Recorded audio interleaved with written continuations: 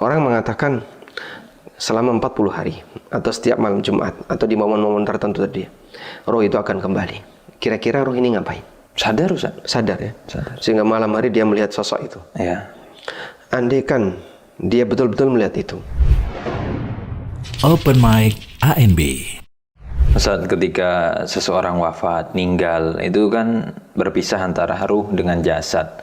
Nah, jasadnya jelas kemana. Kalau ruhnya itu kemana, Ustaz, setelah orang itu wafat, Ustaz? Alhamdulillah wassalatu wassalamu ala rasulillah. Pertama yang perlu kita pahami bahwa pembahasan masalah ruh ini adalah pembahasan hal yang gaib. Dan kita tidak bisa menyampaikan sesuatu hal yang gaib kecuali berdasarkan dalil. Dan Allah Subhanahu wa taala pernah menjelaskan itu dalam Al-Qur'an. Yas'alunaka 'anir ruh, qulir ruhu min amri rabbi, wa ma utitum minal ilmi illa qalila. Mereka bertanya kepadamu wahai Muhammad tentang ruh. Katakan, ruh itu urusan Allah. Wa ma utitum minal ilmi illa qalila, dan kalian tidaklah diberi ilmu, maksudnya diberi ilmu tentang ruh illa qalilan, kecuali sedikit. Yang dimaksud Allah memberikan ilmu kepada kita tentang ruh yang sedikit itu adalah beberapa keterangan yang disebutkan dalam Al-Quran maupun disebutkan dalam hadis-hadis yang sahih yang diceritakan oleh Nabi SAW. Sehingga kita bisa tahu ruh ini ada di mana, ruh ini bagaimana keadaannya dan seterusnya berdasarkan dalil. Karena seperti ini tidak mungkin bisa dipahami kecuali melalui jalur nubuwah atau jalur kenabian. Selanjutnya, prinsip berikutnya. Kita perlu memahami bahwa antara orang yang hidup dan orang yang mati, mereka berada di alam yang berbeda. Sehingga yang hidup ada di alam dunia, sementara yang mati ada di alam barzakh. Maka Allah Subhanahu wa taala menjelaskan dialog orang yang meninggal dunia ketika dia berharap untuk dikembalikan. Hatta idza jaa ahadahumul mautu qala rabbirji'un la'alli a'malu salihan fima taraktu kalla innaha kalimatun huwa qailuha wa min waraihim barzakhun ila yaumi yub'atsun. Ini ada di surat Al-Mu'minun. Ketika kematian telah datang kepadanya, maka mereka mengatakan, qala rabbirji'un, ya Allah kembalikan aku.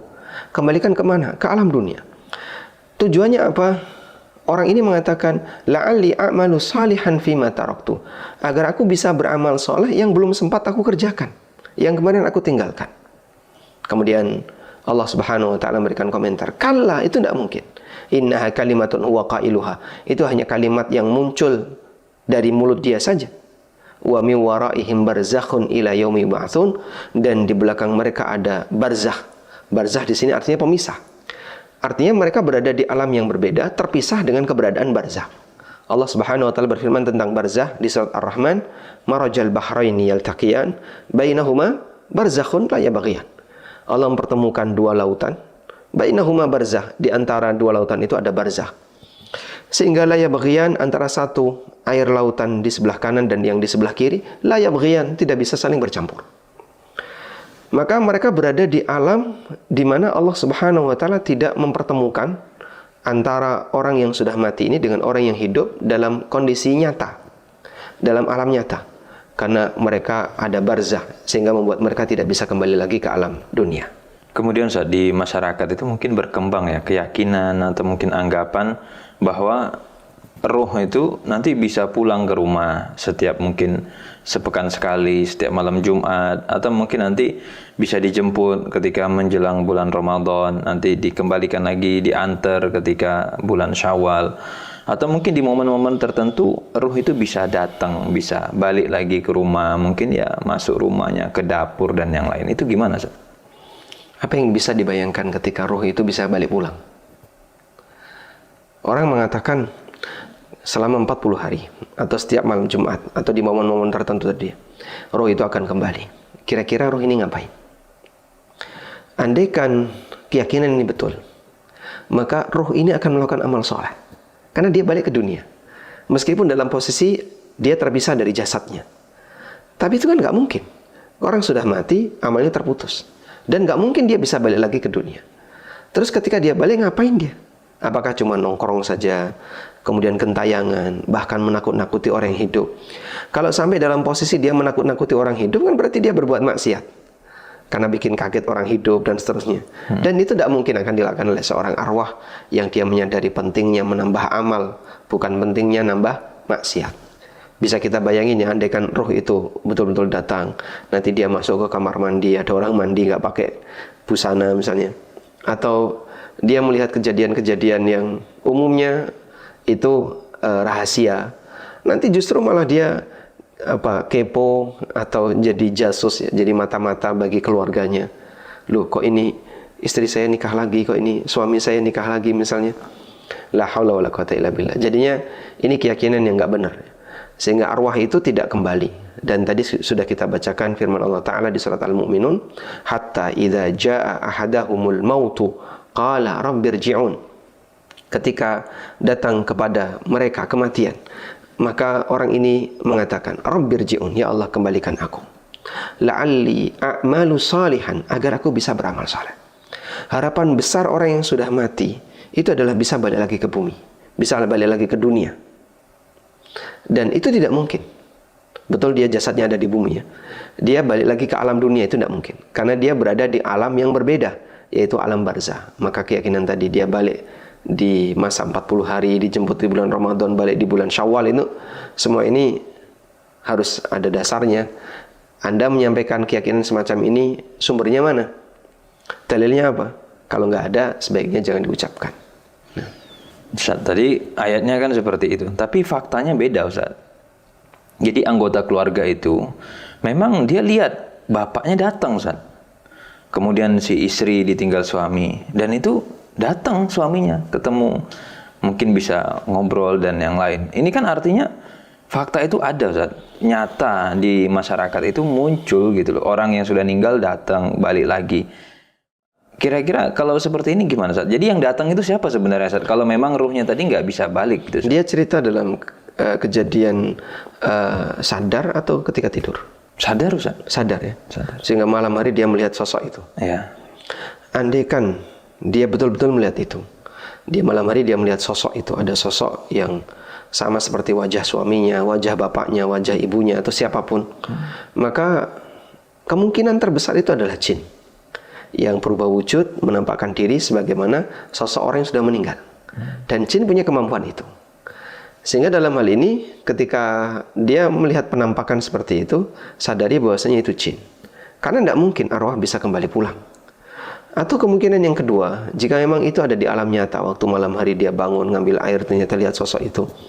Kemungkinan yang kedua adalah itu halusinasi. Dia berhalusinasi. Karena mungkin saking rindunya dia kepada suaminya, sampai dia berhalusinasi, tiba-tiba seolah-olah dia melihat suaminya.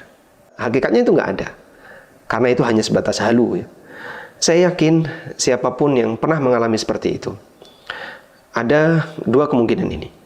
Kalau kemudian dia yakin, enggak, saya tidak berhalusinasi, saya betul-betul lihat sosok itu, dan dia bergerak misalnya, dia bicara dengan saya. Baik, kalau memang demikian, yang terjadi itu jin. Jin yang berubah wujud, kemudian menampakkan diri sebagaimana wajah orang tuanya, atau wajah suaminya, atau yang lainnya. Kalau misalkan ngelihatnya, Ustaz ya, itu di mimpi gitu, jadi nggak dalam posisi sadar, dari posisi tidur, dari mimpi ketemu orang yang sudah meninggal, kalau itu gimana kasusnya, Ustaz? Kalau di mimpi ini kasus berbeda. Karena alam mimpi berbeda dengan alam dunia. Sehingga ketika kita mimpi, kadang kita melihat kejadian yang luar biasa. Allah tampakkan itu. Maka dalam kondisi mimpi terkadang orang itu ditampakkan oleh Allah Subhanahu wa taala. Nah, sekarang mungkin nggak arwah orang yang hidup bertemu dengan arwah orang yang mati dalam mimpi? Allah Subhanahu wa taala berfirman di surat Az-Zumar. Allahul ladzi yatawaffal anfusa hina mautiha wallati lam tamut fi manamiha fayumsiku allati qada 'alaiha al-mauta wa yursilul ukhra ila ajalin musamma. Allah lah zat yang yatawaffal anfusa hina mautiha, yang mewafatkan jiwa ketika dia mati. Wallati lam tamut fi manamiha, dan jiwa yang belum waktunya mati fi manamiha, ketika dia tidur. Sehingga orang yang tidur, hakikatnya dia melakukan wafat atau dia mengalami wafat sesaat. Arwahnya dicabut oleh Allah tapi sesaat, kemudian nanti dikembalikan oleh Allah Ta'ala. Maka para ulama mengatakan al-wafat wafatan. Wafat itu ada dua, wafatus sughra dan wafat al-kubra. Wafat besar dan wafat kecil. Kalau wafat besar adalah ketika arwah dicabut nggak balik, orangnya mati. Sedangkan al-wafatus sughra, wafat kecil, kejadiannya adalah ada orang yang diwafatkan oleh Allah ketika dia tidur. Kita semuanya saat tidur diwafatkan oleh Allah sesaat. Maka doa Nabi SAW ketika bangun tidur, Alhamdulillahilladzi ahyana ba'da ma amatana. Segala puji bagi Zat yang telah menghidupkan kita setelah Dia mewafatkan kita. Sehingga yang dimaksud di sini mati kecil, yaitu wafat ketika tidur. Fayumsikul lati qada 'alaihal mauta. Lalu Allah tahan arwah yang telah Allah tetapkan untuk mati, sehingga enggak balik lagi ke jasadnya. Wa yursilul ukhra ila ajalin musamma. Kemudian Allah lepaskan arwah-arwah yang lain sehingga dia bisa balik lagi ke jasadnya ila ajalin musamma, sampai batas waktu tertentu, yaitu sampai berakhir usianya. Baik. Dan ayat ini ada di surat Az-Zumar. Ada tafsir yang disampaikan oleh Sa'id bin Jubair dari Ibnu Abbas radhiyallahu anhu, bahwa Ibnu Abbas pernah menjelaskan ayat ini. Beliau mengatakan, "Inna arwahal ahya wa arwahal amwat." Sesungguhnya ruh orang yang masih hidup dan ruh orang yang sudah mati, taltaqi fil manam. Mereka bisa ketemu di alam mimpi. Ala masya Allah, sesuai dengan apa yang Allah kehendaki. Kemudian Allah Subhanahu wa taala mengembalikan arwah orang yang hidup, sementara arwah orang yang sudah mati ditahan oleh Allah. Perhatikan, ini terjadi di alam mimpi, bukan di alam nyata ya. Sehingga posisi orang yang hidup ini melihat arwah orang yang sudah mati di alam mimpi. Dan itu tafsir Ibnu Abbas yang dikutip oleh Al-Qurtubi, kemudian juga Ibnul Jauzi dalam Zadul Masir dan yang lainnya. Tayyib. Kemudian ada juga kejadian yang dialami oleh seorang sahabat yang beliau meninggal ketika peristiwa perang Yamamah, dan waktu itu dipimpin oleh Khalid bin Walid. Sahabat itu bernama Thabit bin Qais. Thabit bin Qais meninggal pada peristiwa perang Yamamah. Dan pada waktu beliau meninggal dunia, baju besi beliau itu dicuri orang, diambil oleh salah satu pasukan kaum muslimin, lalu disembunyikan. Dan karena perang dulu kan butuh waktu yang lama, akhirnya mereka membuat tenda. Lalu si orang yang ngambil baju besinya Thabit ini, dia mendirikan tenda di paling ujung. Kemudian ada salah satu di antara pasukan yang bermimpi. Dalam mimpinya dia ketemu Thabit bin Qais. Lalu disampaikan, "Wahai tolong, selamatkan baju besiku." Dia dibawa oleh si A, dan si A ini berada di tenda paling ujung. Kamu silahkan lapor kepada Khalid bin Walid. Akhirnya seorang mukmin ini yang bermimpi melihat Thabit bin Qais dan pesan yang disampaikan oleh Thabit bin Qais, beliau pun kemudian melaporkan kepada Khalid bin Walid, dan kemudian diperiksa ke tenda yang paling ujung. Betul sesuai persis yang tadi disampaikan oleh Thabit bin Qais. Tanda-tandanya, ciri-cirinya itu disimpan di kotak seperti ini, disampaikan dengan detail. Dan akhirnya baju besi itu diambil. Nah, dan kemudian kejadian ini dilaporkan kepada Abu Bakar As-Siddiq radhiyallahu anhu, karena peristiwa perang Yamamah yang waktu itu melawan Musailamah Al-Kadzdzab di masa Abu Bakar As-Siddiq. Dan Abu Bakar mengizinkan pelaksanaan wasiat yang disampaikan oleh Thabit bin Qais.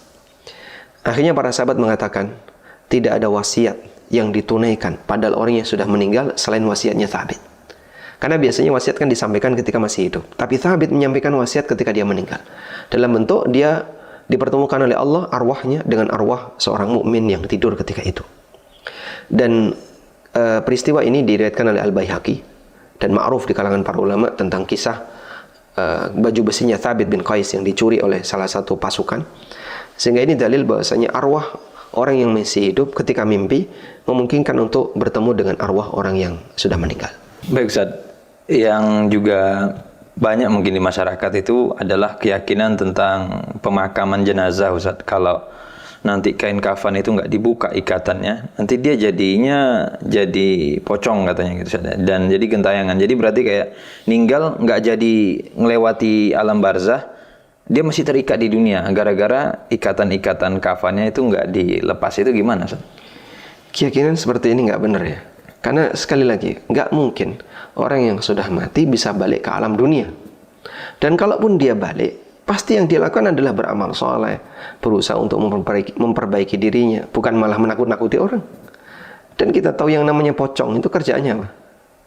Setan. Nakut-nakuti. Dan itu justru membawa dosa dia, menambah dosa bagi dia, menambahi dosa untuk dia. Kenapa? Karena dia membuat kaget orang, membuat orang jadi takut dan seterusnya. Dan jelas ini adalah jin yang berubah wujud jadi rupa seperti pocong.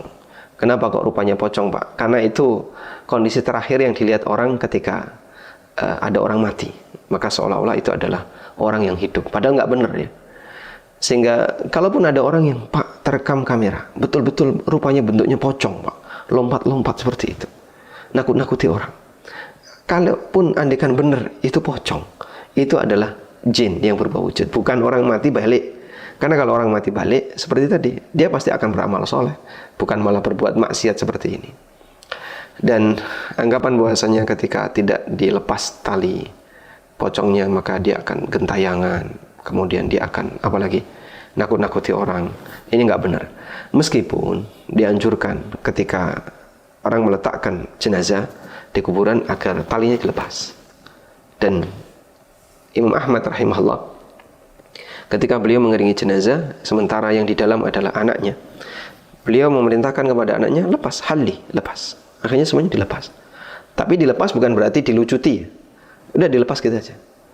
Jadi fungsi tali ini apa? Fungsi tali ini adalah untuk memastikan bahwa kain ini biar tidak lepas ketika dibawa dari rumah sampai ke makam. Maka dia dikasih tali. Tapi nggak ada kaitannya dengan kondisi dia di akhirat atau kondisi dia nanti masih tergantung di dunia. Karena tali ini bukan mengikat dia dengan hubungan dengan kehidupan dunia. Bukan pengikat itu, sama sekali nggak ada hubungannya. Cuman sunnahnya itu dilepas. Ustaz, sebenarnya tadi kita bahas ruh dan yang lainnya. Pembahasan semacam ini itu penting nggak sih Ustaz, sebenarnya? Atau ada sih pembahasan lain yang lebih penting? Atau gimana batasannya Ustaz? Sehingga supaya masyarakat itu bisa memposisikan diri menggunakan waktu yang lebih sesuai gitu ya. Kira-kira seperti apa Ustaz? Supaya tidak kepo dengan ruh atau yang lainnya. Baik, kalaupun Anda kepo dengan ruh ya, batasannya satu, jangan sampai berbicara masalah gaib dengan logika, dengan perasaan, atau dengan katanya-katanya. Karena semua ini adalah rajman bil ghaib, menebak-nebak hal yang gaib, dan itu perbuatan yang tercela. Dan Allah Subhanahu wa taala telah mengingatkan, yas'alunaka 'anir ruh, qulir ruhu min amri rabbi. Mereka bertanya kepadamu tentang ruh. Katakan, ruh itu urusan Rabbku, urusan Allah. Wa ma utitu minal ilmi illa qalila, dan kamu tidak diberi ilmu tentang ruh kecuali sedikit. Nah, kalaupun kau tahu yang sedikit ini, tidak masalah, tapi harus berdasarkan dalil. Begitu?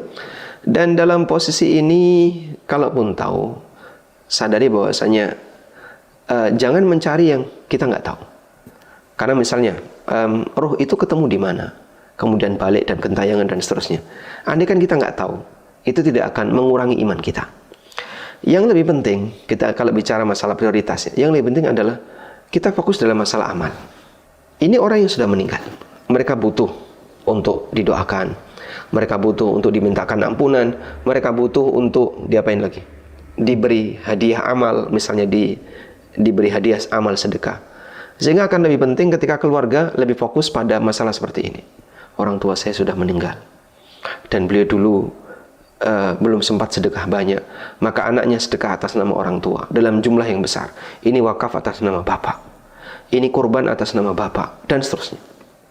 Dengan cara demikian, maka dia melakukan tindakan yang lebih bermanfaat, baik bagi dirinya maupun bagi mayit. Dan Anda bisa lakukan amalan-amalan yang ulama sepakat pahalanya bisa sampai ketika dihadiahkan kepada mayit. Karena dalam hal ini ada rincian ya. Seperti apakah bacaan Quran itu bisa sampai atau tidak, ulama beda pendapat. Tapi kalau sedekah, ulama sepakat bisa. Karena ada dalilnya.